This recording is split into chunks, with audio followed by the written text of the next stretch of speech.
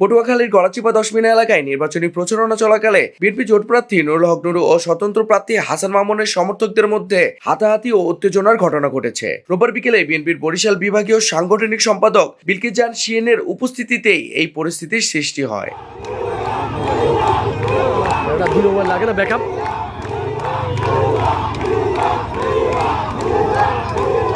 প্রত্যক্ষদর্শীরা জানান, নুরুল হক নুরের পক্ষে অবস্থান নেওয়া কয়েকজন বিএনপি নেতা 10 মিনা উপজেলায় বিএনপির দলীয় কার্যালয়ে প্রবেশের চেষ্টা করলে উত্তেজনা ছড়িয়ে পড়ে। এ সময় বহিষ্কৃত বিএনপি নেতা ও স্বতন্ত্র প্রার্থী হাসান মামুনের সমর্থকেরা সভাস্থল ত্যাগ করেন। এরপর দুপক্ষের মধ্যে হাতাহাতির ঘটনা ঘটলেও বড় ধরনের কোনো অঘটন বা আহতের খবর পাওয়া যায়নি।